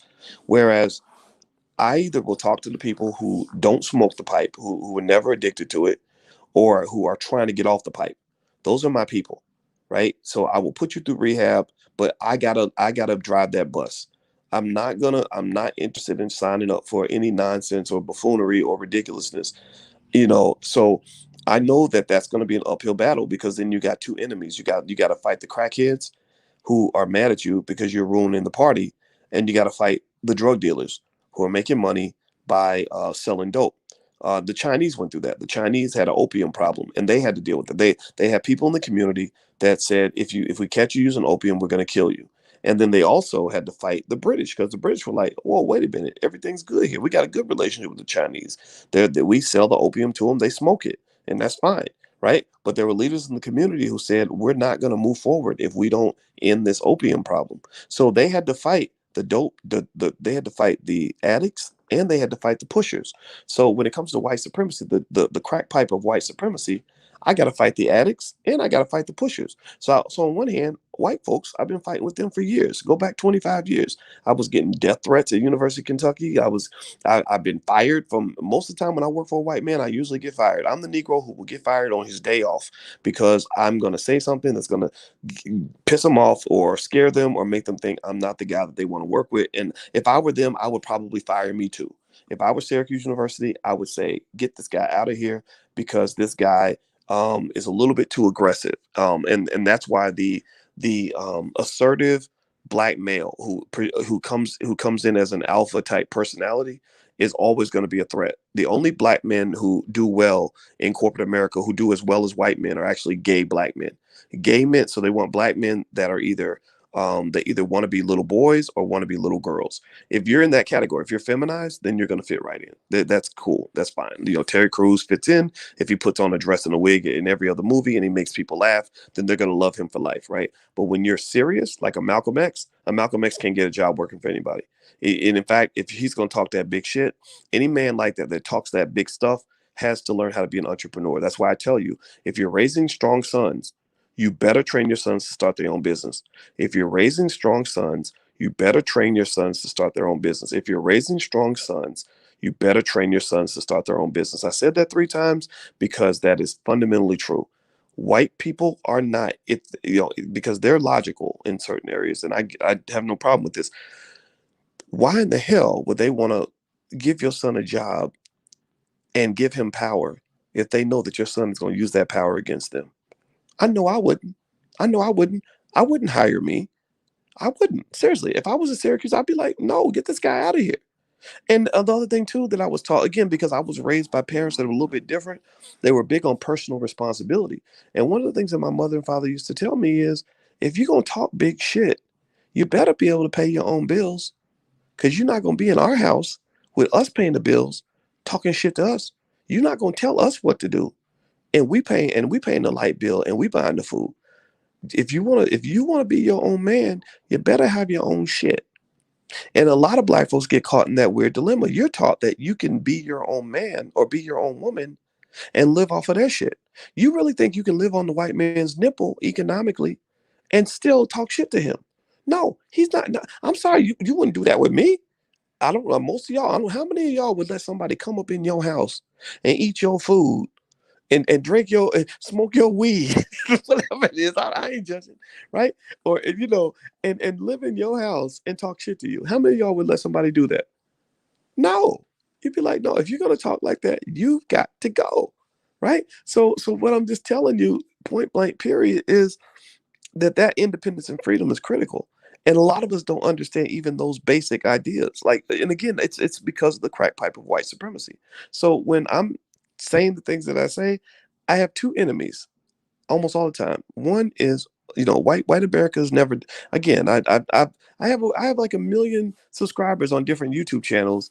I probably would qualify for like a book deal or a TV show or whatever. But I've never been signed to a book deal. I've never been signed to a radio deal. I've never been signed to a TV deal. None of that, right?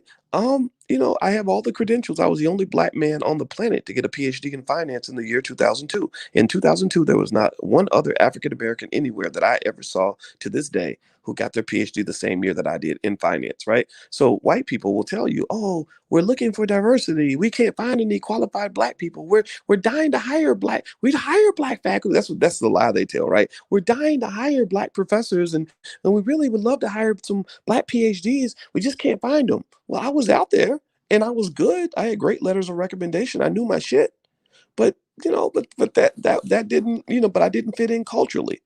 I didn't fit in culturally, and that's okay. I'm not mad. I say these things as fact. I'm not stating them because I'm bitter. Again, white people rejecting me was the best thing that ever happened to me. Actually, I never would have went on and made millions of dollars doing other things if white folks had embraced me, if they had given me the job I wanted. Them pushing me out allowed me to grow into the man that I was meant to be. Like intellectually and spiritually, I really feel like King Kong when I walk in the room. I have no fear. I feel like I carry the power of God in every single word that comes out of my mouth. There's nothing that you can grab or pin onto me or create a aha, I got you moment that's going to buckle me. I'm going to respond because I'm very proud of everything I've done over the last 25 to 30 years. Like, I'm proud. I go back to 1995 with it. Seriously, the NCAA just decided to start paying college athletes. I showed you all an article I wrote in 1996 saying college athletes need to be paid, right? And so I've been in this and I've been very consistent with it. So I might be an asshole, but I'm a consistent asshole, right? And the other, so when you talk about the crack pipe of white supremacy, the two enemies I've always had, one is white America. White folks, they get nervous when I walk in the room. I gave a speech to a group of white bankers one time, and I just talked a little bit about reparations. 10 of those white guys, I swear to God, 10 of those white guys got up and walked out of the room in the first 10 minutes of me talking, right? Because they were so offended by what I had to say. So my one enemy is white people. They just don't like me. They get very nervous around me. And the thing is, they're very, when they meet me in person, they find I'm a nice guy. I don't hate white people. I really don't. I'm not scared of them. I'm not mad. I don't hate them. It's just I'm not gonna fall for the okie doke. I'm not falling for the banana in the tailpipe. I just love myself and love my people. Like, that's it. I don't hate you. Your reaction to me is driven by your insecurity. That, oh my God, this guy is able to see through my BS. He's able to see through the nonsense. He's on another wavelength. That's intimidating for people. But I don't hate anybody. But white folks don't support anything that I've done. They haven't supported anything ever that I can think of. It. I mean, when I was in Syracuse, they paid my salary, but that was many years ago. And since then, we did this on our own, and I'm very proud of that. The second enemy that I've had is the Negro naysayer, right? And these are black people who are really inherently deep down, they're white supremacists. Why do I say that? Well, because in their mind, they think that there is no way on earth that a black man can independently create something that employs, that has helped pay, that has sent paychecks to dozens of black people, that has put millions of dollars into the black community, that has built a really strong independent platform, that where they aren't secretly getting help from white people. That they really believe deep down, I think, that black people are fundamentally disabled. They really think we're disabled. And why do I say that? I say that because they're like, no, we're looking for the smoking gun. We want to find, oh, he worked with an Asian guy. Oh, the Asian guy must be controlling the reins because it can't be a black person, right? But that was 4 years ago, but it still doesn't matter, right? Whatever, right? Or oh, we heard that he made a business deal with a white guy. The white guy's really the one who owns the platform. But why do you think a white person has to own it? I told y'all 10,000 times it's 100% black owned, and I got the paperwork to prove it. And if you notice, most of the people that will say things like that, they'll never actually say, okay, come on my platform and I'm going to ask you the hard questions. I've had a few people that did that. I think Hip Hop Uncensored, they did that. They asked me the hard questions. Rock Newman asked me a lot of the hard questions, and I responded because there's when you have nothing to hide, you don't mind telling the truth. You don't mind. It's an opportunity. It's like, yeah, well, here's an opportunity for me to explain why that's actually not true. Or, and this is what happens. This comes with the territory, right? I guess maybe in their minds, maybe because I've gotten out there a little bit more, you kind of get in this weird space where people will proudly proclaim things that are just not true, that they know nothing about, because they're trying to get attention. Like, I'm trying to get views on my YouTube channel, so I'm going to put Boyce and his wife in the video, and I'm going to say all these things about their marriage that I have no ability to validate on my own. I'm repeating it because I heard somebody else say it, or I'm saying these things because that's just something that will get me attention, right? Like, so next thing you know, so like Willie D was in my wedding, right? Willie D from the Ghetto Boys. And me and Willie laughed because suddenly this rumor emerges that my wife is secretly in love with Willie D. Well, I can just tell you, I can verify to you that if my wife really loved Willie D, I would say go date Willie D. Me, unfortunately, I have a woman who's solid, who laughs at stupid stuff like that, right? Willie and I laugh about it, right? Um, or what was another one? Another interesting one that I thought, oh, that my woman just kicked me to the curb and friend zoned me for 20 something years and didn't start dating me till I became rich and famous. No, we were friends. Like, I really didn't want to get married until I was about 40 years old. And she was married to somebody else a big chunk of that time, a very nice man that I actually work with. We co-parent the kids together. He's a great guy, right? And but yet somehow it's, this whole other narrative is created. And that's what it is, right? People do that, but it's one of those things where you can't respond to everything, right? I don't, because I want to be here for the people that are solid, that really get it. But every now and then, it's like there's a thing that bites at me and says, "Oh gosh, I really want to respond. I wish they would have me on, then ask me all those questions so I can answer them." Like when Kwame Brown had a lot to say about me, I said, "Bring me in, ask me every question you want to ask. You can ask me about anything, going all the way back to the day I was born in 1971. I will answer every question with complete honesty because, unlike some of you, I am really comfortable with who I am and every choice I've made, good or bad, all the way down to the core." So, that, my friends, is what you call knowledge of self. Knowledge of self is a meditative process where you realize that when you really tap into your greatness as a black man, you ain't gotta fake it till you make it. You ain't gotta pretend so you can fit in. You ain't gotta like act like you're something. You don't have to pretend to be masculine. You really are masculine. Like, I see a lot of guys that'll say, "You were sitting a certain way. That's not masculine, Doc." Or, "That's not the way, look at the way he's smiling in that picture. That's not masculine." And I look at those guys and I say, you're actually telling me right now that you're not a very masculine man, because only an insecure man would spend that much energy worrying about looking masculine, where I had a father who taught me how to actually be masculine, right? Like I really am confident. Like, a real man doesn't have to prove that he's a real man. He just exists. He just lives. He just does what's natural because he knows that he's learned to accept and love every inch of who he is, warts and all, right? And that's kind of, I think, a lesson on self-love that I want to share with you guys. Self-love doesn't just mean you love yourself when you're doing things right. Self-love also means that you love yourself when you're doing things wrong. It doesn't mean you just love the things that are great about yourself. It means you love the things that are less than perfect.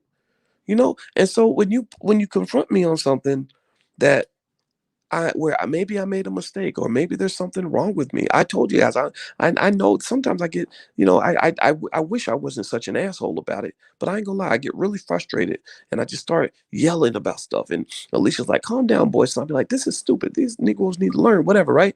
But but but self-love is critical for you to be able to stand up to this type of scrutiny, So that's my challenge to any of them. When they come to me and they're like, "Well, I heard this about Boyce, and I heard that about Boyce," I think you should just ask them, did you actually talk to Boyce? Did you actually bring? Why don't you bring Boyce on the show and ask him those questions? And now, mind you, I know some of them are scared to debate me because I'm a hard person to debate. I get that, but it's like I'm not scared to answer the questions. I'm not afraid of like you. There is no smoking gun here. Black people really did build all of this. B1 built this motherfucker. B1 did this shit. So and if you tap into your black excellence like we did, then maybe you can build some shit too instead of sitting there talking shit on the YouTube channel, right? So that's my 2 cents. That's what it is. That's what I believe, and So I know we started talking about Mark Lamont Hill. That got a little bit boring after a while. I told you guys what I think about him. If you just got here, you can go to the beginning of the video and hear all of that. But I don't have any I still, as much as I'm probably tempted to dislike Mark, I don't dislike him. I just don't. I don't think he's stupid. I just think he's a little bit overly emotional and a little bit too committed to white people. And I think that he's a little embarrassed because people can see right through his nonsense on the Bill Cosby thing. But I think that but I will also say that I think that he has a point in that we have to be really sensitive and careful about how we analyze Bill Cosby. If you get to the point where you're saying he definitely did nothing wrong, I'm not going to agree with you because I don't believe Cosby never did anything wrong. I believe that there could have been something that happened. Where I draw the line, however, is that the man should never have been in prison because you need evidence. You cannot just get a big bucket of Becky tears and a bunch of women telling stories from the 1970s and think that that's the same as actual evidence. The reason that none of these cases went forward is because there wasn't enough evidence. And if you believe in the letter of the law, then you have to say that this man has to be, well, I would say he has to be exonerated, but there was no exoneration necessary, as Judge Joe Brown said, because he was never convicted properly, right? So there wasn't even an exoneration. Why is the black man the only man in America where you've got to exonerate yourself before there's even a goddamn trial? You are the only group of people in America that are forced to be guilty until proven innocent. What the hell is that?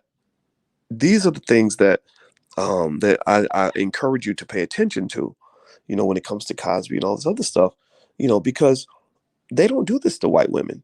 There's no white woman who has ever had to prove herself innocent after being seen as guilty just because somebody said so. There's no number of black men that can make an accusation against a white woman that will cause her to 30 years later have to go die in prison because a bunch of black men say 20 years ago she grabbed my penis. I mean, are you serious right now? Are you kidding me right now? And black people should not be shouldn't be going along with this nonsense. So somebody said, Trey says, agent in the chat, look out. Well, if you're an agent, if you come in here talking crazy, just know you'll get blocked. Like I kind of want you to be kicked out. I mean, I don't really want you here. So if my moderators see you, they'll get rid of you. Aziz says you can't self love when you call yourself an adjective. Okay, I hope I don't know what that means exactly, but okay. I was emotional when I was younger. Yeah, that's true. Philly in the house. Yes, I love Philly. Um, Let's see. Brandon says Aziz Bay. I want to say the peace logo was done with two fingers now. Okay, no. Let's see here. All right. So anyway, guys, I'm about to get out of here. It was great talking to you, and I hope that this conversation is helpful to some of you. And Mr. Clark Charlie says, I don't always agree with you, Dr. Boyce, but one thing I know for sure is that you love black people, and that's why I always ride with you. Well, I ride with you too, and I appreciate you. And you don't have to agree with me all the time. That is not a requirement for you to be here. My criteria, if you want to know my criteria for blocking people, it is when they get to the point where the commentary is overly, when your statement is um overly personal and insecure. Like if you just come in and you say simp or something like that, that tells me you're not even a free thinker. You're not even smart enough to be here. You should leave because you're just repeating what somebody else said. Now, if you come back, now let's take the simp thing, right? So some people might say you're a simp because you married a woman with kids, which I think is weird because nobody else does. The black community is the only one that's been trained like monkeys to even believe bullshit like that. But whatever, right? So if you come to me with a legitimate question, like if you legitimately say something like, Why would you choose to marry a woman with kids when you could have married, a young, pretty single woman who didn't have any kids?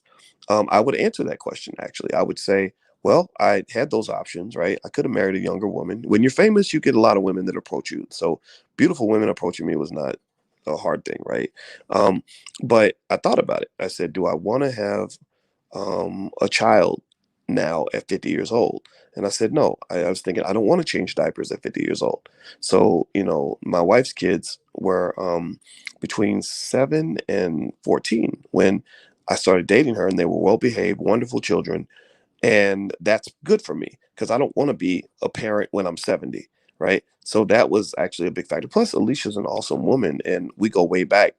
And I actually appreciate women that are closer to my age, because the benefit of dating a woman that's closer to your age, even when you can have the young women, because before I got with Alicia, I was dating a woman that was a lot younger than me. The benefit of a younger woman is, yeah, they're young and pretty and all that, but they're missing a type of maturity that older women tend to have, like a type of wisdom that you really need. And for a black man to survive in this world, you need wisdom. You need a woman that's next to you that's going to kind of give you some perspectives that are going to help you make better decisions, right? That are going to be able to add value to the conversation. So it doesn't mean that a younger woman can't do that. It's just it's extremely rare, right? Like if I talk about a cartoon I used to watch in the 80s or the 70s, like I don't want somebody to say, "Oh, I wasn't born yet." Like, or you talk about something crazy that happened. You talk about when Tupac got killed, and she's like, "Oh yeah, I was a baby then." Like that's kind of weird. Like that, those conversations are very uncomfortable, and I don't enjoy discussions like that. So everybody's okay. It looks like Jinky show says simp talk. Yeah, okay, so let me go ahead and block Jinky up out of here. Everybody say goodbye, Jinky. All right, so Jinky's out of here. These people are made up. They're not even real people. Yeah, you don't want to be Larry King. Yeah, yeah, I don't want to be 80 years old with a 21-year-old child. Like that's kind of weird to me. I'm not into that stuff, right? So I don't have a problem answering any question.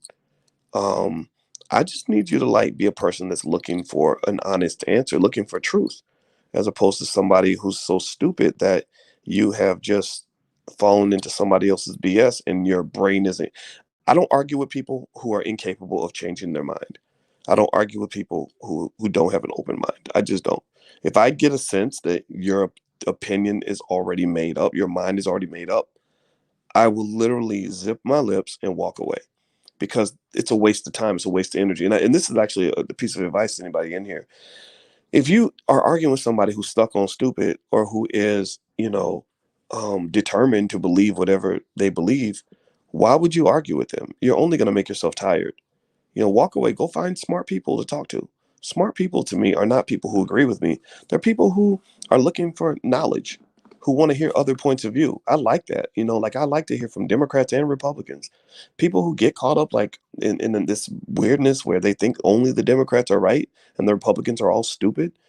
Those are people who've been trained to only use their monkey brain. The monkey brain is the part of your brain that reacts emotionally, that's easily triggered, whatever. I like higher level reasoning. I like the people that use that other part of the brain, the prefrontal cortex, where they want to take in and process information from a variety of perspectives so they can get a full, complete view of what's going on. So I'm not your average Negro. I'm not your average, like run your mouth and go along with the with the crowd type person. Like I really want to understand this. So let me see here. Art Hype says, "What are the financial liabilities and potential risks of marrying a woman with kids?" There are liabilities and there are benefits. So in my particular case, um, well, the financial liability is not that hard for me because I have plenty of money. I know. Mark says that he thinks I'm broke or something, but that's not true. I have enough money, and so money was not a big factor for me. Now, if when I was 25, marrying a woman with kids would have been harder because I had less money than I was struggling then financially. So I can understand a guy who's struggling who says, I don't know if I want to take the responsibility of a bunch of other kids. In fact, that's why a lot of these men run from marriage, is because they're not feeling financially secure. Men who are more financially secure, they're not as concerned about the money part as they are about you just being a quality person, right? So the money part didn't bother me, but then also, my wife had her own money too, so that actually makes it easy as well. And so really the financial part matters differently depending on where you are financially. I would almost say, if you're struggling financially or your money isn't where you want it to be, it does benefit you to get a partner who's doing well financially too, so that you can kind of conquer these things together. Marriage is an economic move for a lot of cultures. In a lot of cultures, marriage is essential for survival because you have two people working toward the same goal as opposed to trying to do it all by yourself. Let's see here. Let's see. I don't have money. That wasn't a problem. My wife had 4 children when I married her. Yeah, yeah. Daniel understands. What are the financial benefits? Says Art Hype. What of marrying a woman with children? I don't. I didn't get married for financial benefits. I'm not a person that sees. I never saw dating as an opportunity for a financial come up. Now, if you look at the benefits though of children though, one benefit though is that if you're an empire builder, having children that you train really well to help run your business, that allows you to have low cost labor where you have people around you that you can trust. So like when my brother was a baby, I used to change his diapers and I used to hate it. But the benefit now is that my brother is my number one partner and asset in my life in terms of helping me to build my brothers helped me make millions of dollars. Right. So when you invest in young children, I'm 12 years older than my brother. So he was like a child to me. So that investment in children is important for Black men that want to have a strong legacy. What you give to the world is what you're going to get back. So if you neglect your kids, like if you want these dudes out here just making babies and sprinkling them everywhere and ignoring them and whatever, and because you're just trying to go have some sex, well, that's all going to come back on you. My father, unfortunately, my biological father, not my real father, not the father that raised me, but my biological father, he wasn't a sturdy guy. He wasn't a guy that I respected. I don't know how my brother feels exactly, but he, we felt like he kind of let us down. He really wasn't the man he should have been. So that comes back to you. Like if you are a shitty guy and you're not doing right by your kids, that's gonna come back and get you. When your ass is old, you sitting up in the damn nursing home and nobody's visiting you and everybody's feeling sorry for you because nobody cares about you and you're dying alone, it's because you didn't make investments when you were young. You didn't plant any seeds. So when Kevin Samuels talks about dying alone, that term dying alone isn't just for women. Some of y'all Negroes is gonna die alone too. Seriously, you 30 years old, 35, you thinking like, oh, I can go just get ass and live my life and do whatever. Well, one day you're gonna be 45, then you're gonna be 55, then you're gonna be 65. And one day you're gonna have a heart attack. You'd be like DMX. You have a heart attack. And next thing you know, you're not young and energetic and run around and doing whatever anymore. Now you're old and you're frail and you're tired and you're in the hospital. And having that quality woman next to you to look out for you and to go argue with the nurses to make sure you're getting your medication the right way, shit, that shit'll save your motherfucking life. You better grow the fuck up. Don't let these Negroes turn you into a fucking goddamn 42-year-old child. That's what's happening. We're creating these 42-year-old children who really think they can just get it in till they 80. Do you know how many men have tried to do that before and ended up looking stupid at their own damn funeral?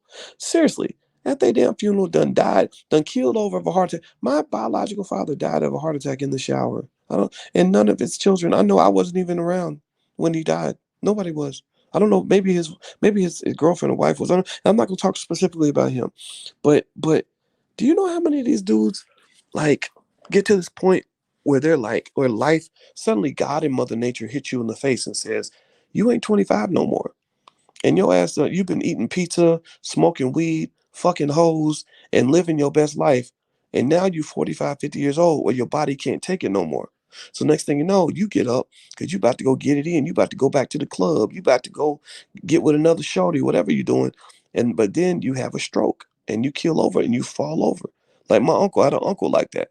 He fell over and had a stroke and wasn't nobody there to pick his ass up off the floor. Nobody. So I just really think smart men, you prepare for the future. You prepare for the future. Now, John Doe says leave DMX out of this doc. No, I'm not going to fucking leave DMX out of this. I'm not going to leave anybody out of this. I'm here to tell you the truth. I'm not here to hero worship with you. He was a great rapper who made a lot of great songs. But I could have told you 25 years ago how he was going to go out.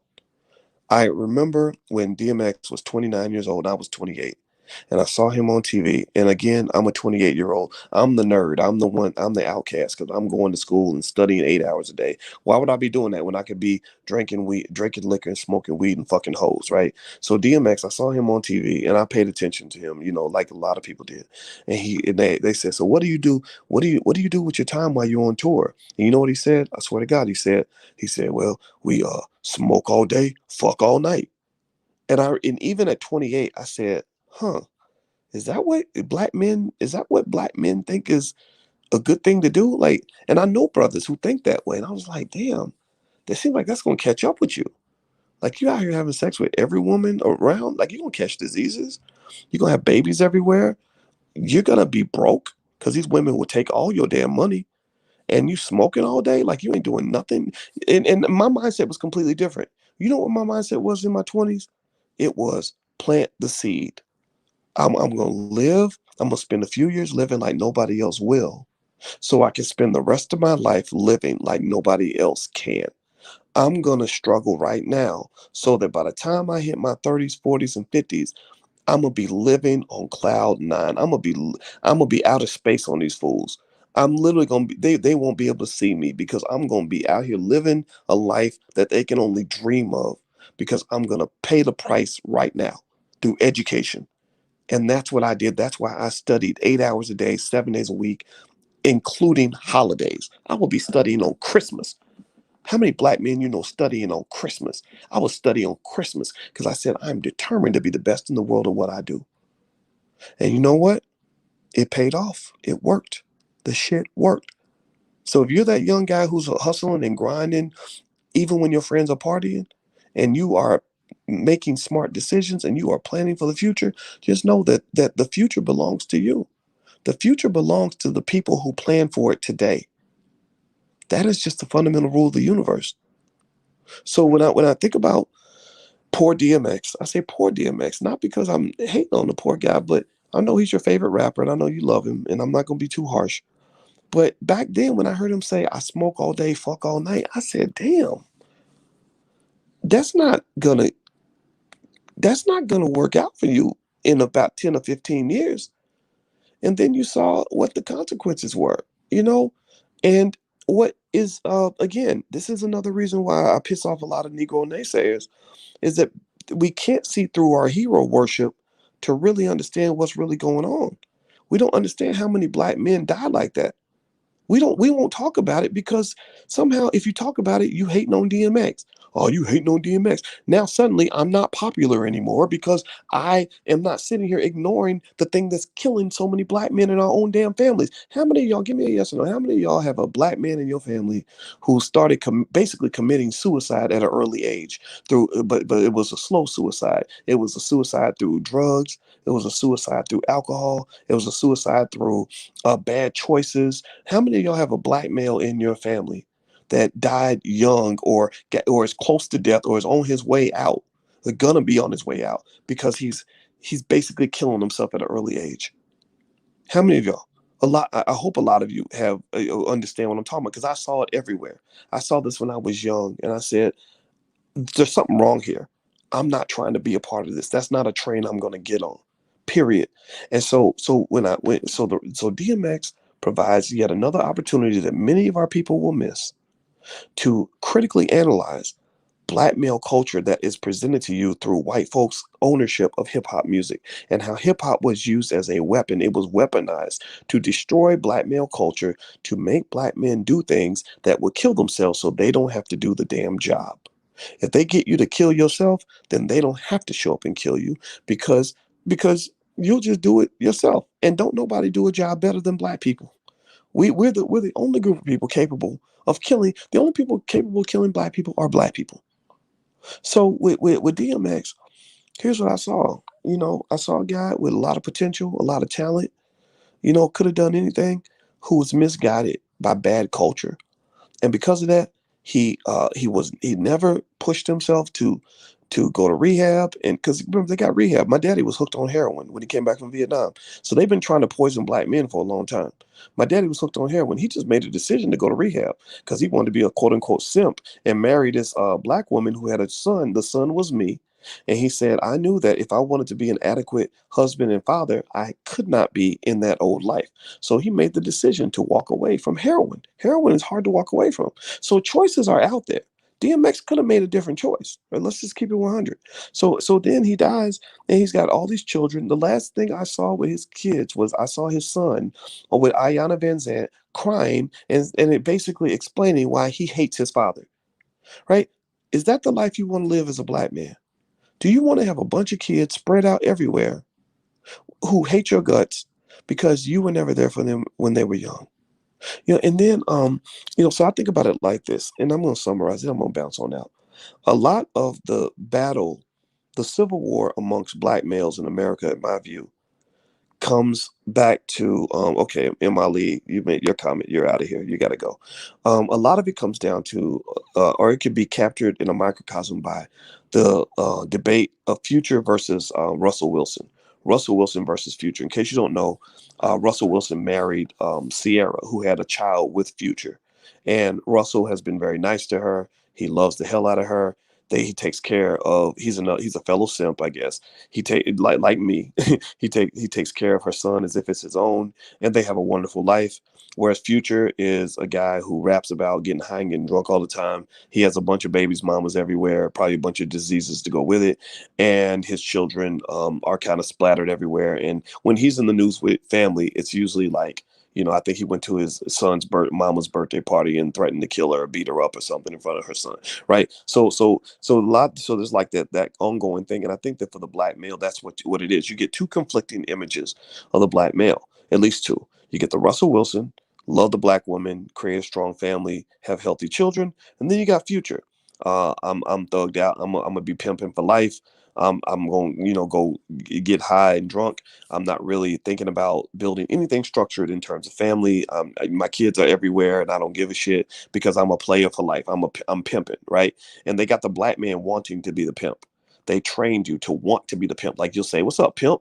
What's up, pimp?" Or you use the word simp, which is the opposite of pimp, right? So if simp is a bad word, then pimp is a good word, right? You want to be a pimp. You want to be that raggedy motherfucker who's got 55 kids with a bunch of different women and just kind of doing whatever and taking no responsibility, right? So you have a lot of black men that were trained, unfortunately, to idolize that culture.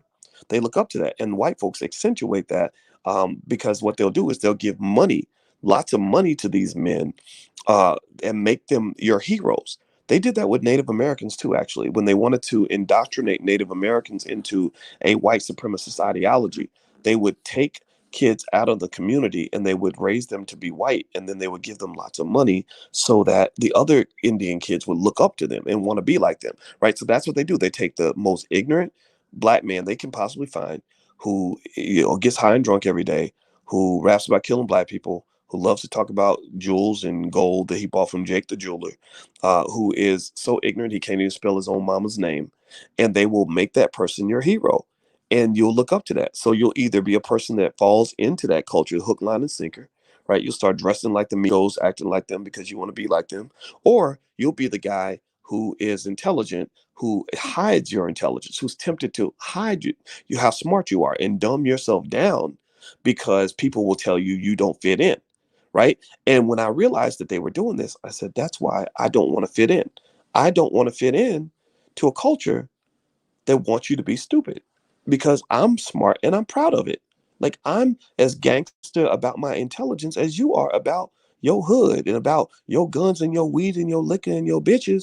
I'm as gangster about black wealth and black power and black ownership and being B1 and being black first and black excellence.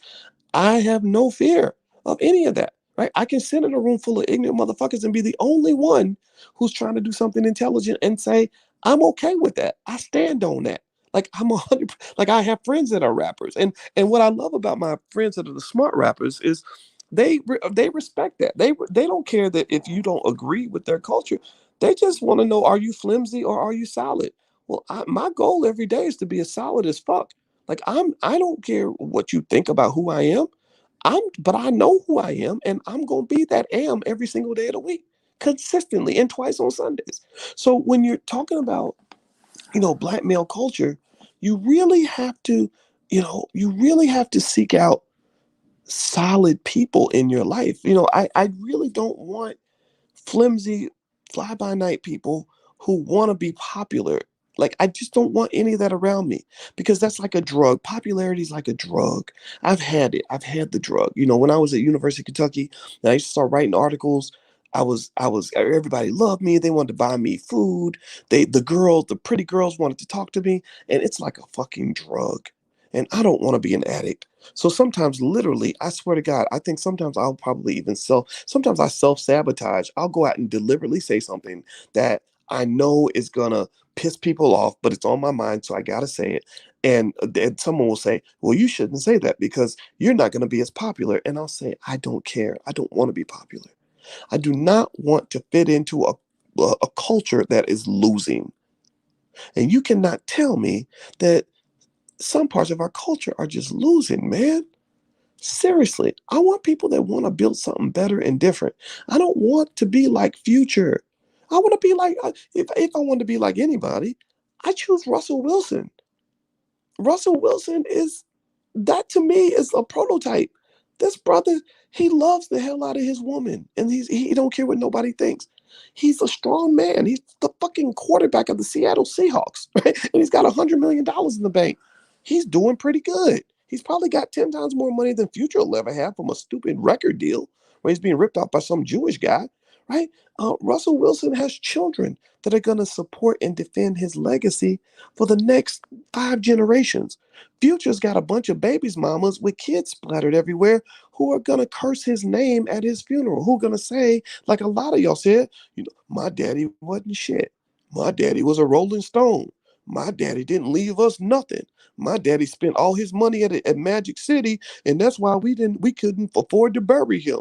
We went to the estate plan, and he got debts and hoes and lost children and just left a damn mess.